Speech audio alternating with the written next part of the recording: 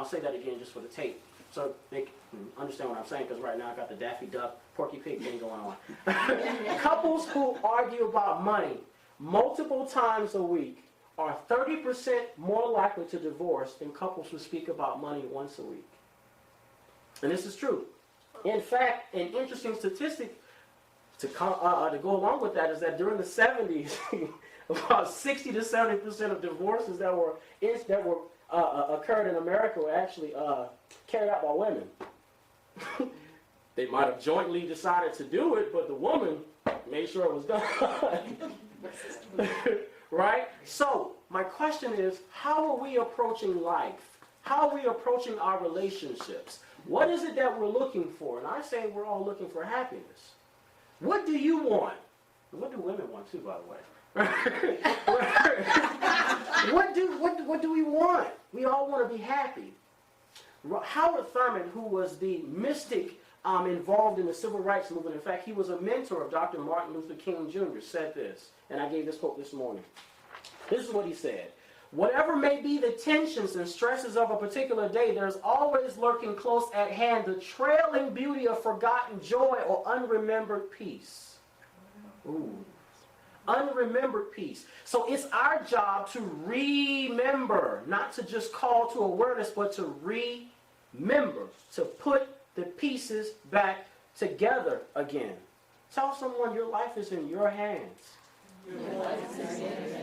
You are what you have been waiting for. I'm serious. You are the answer. And I'm not borrowing from Michael Beck, it's true.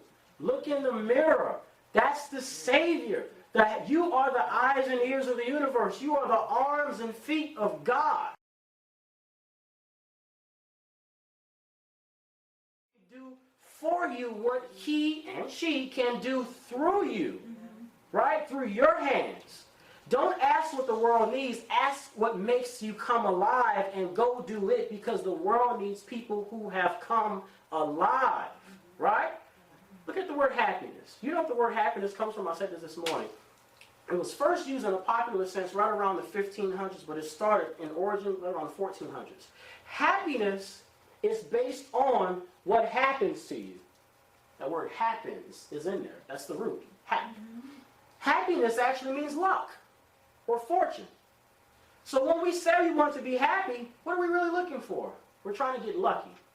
Ask your neighbor in your best Dirty Harry voice, you feel lucky. Because unconsciously, when you say you want to be happy, what is it that you're looking for? You're really telling the universe you want to be lucky. And the universe is far bigger than our personal genie, than being our own slot machine.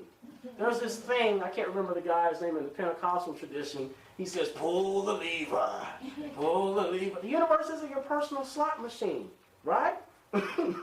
It's the ever-unfolding good which is seeking to know and express itself by means of you. You were here on purpose. In fact, you came by choice, right? So when we're seeking to be happy, we're actually seeking to be lucky. Everybody take a deep breath. In through the nose, out through the mouth.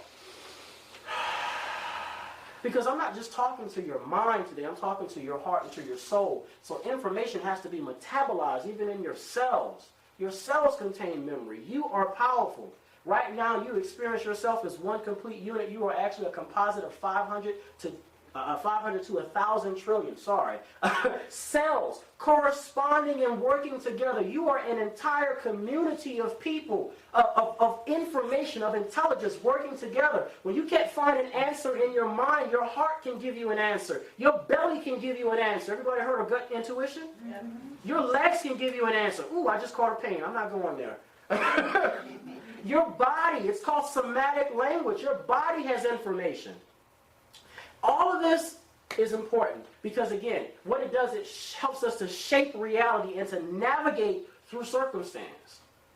So unconsciously, when we say we're trying to be happy, we're actually trying to be lucky, because happiness means luck. Sure, we all want to experience wonderful stuff all the time, but the mystic understands that the path to sainthood, or the path to that abundant life that everybody's always talking about, isn't being too much on the left or too much on the right with all the suffering soldiers. It's actually the middle ground, that center place, the heart.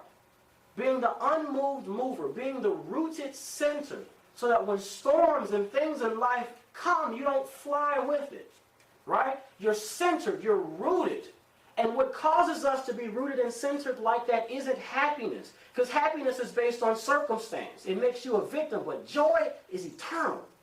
It's gratefulness. Joy lets you smile and nod in the face of hurt, danger, and adversity, and it gives you the strength to bite your teeth when you know you've been wrong. And it also lets you walk through the earth with such a humble heart because you're grateful for everything that you have.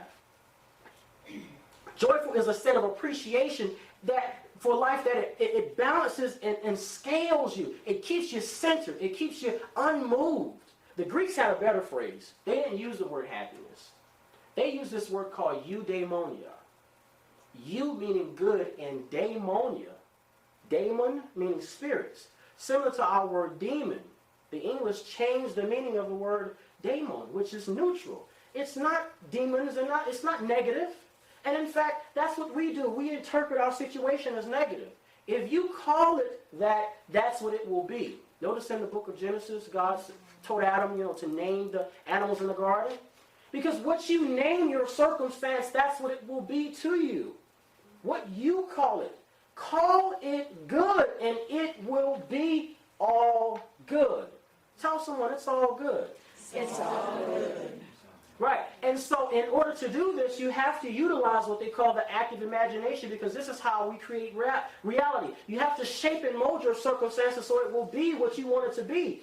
Because in the words of John Legend, we can't lose this magic.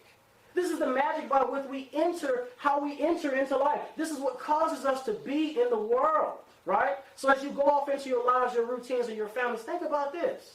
Don't just look at what happens to you and don't just search for happiness, because to do that, it puts you on the side of the effect. But if you really want to be a cause for good, if you really want to see changes in your life, then search for eudaimonia. Find a way to be of good spirits. Find that thing that makes you come alive and energizes you, and then go forth into your circumstances with that energy. In the beginning, God created the heavens and the earth. That word, Bereshit, is the word for beginning. It actually means consciousness, spirit, imagination. So God, in a sense, went inside and then came out.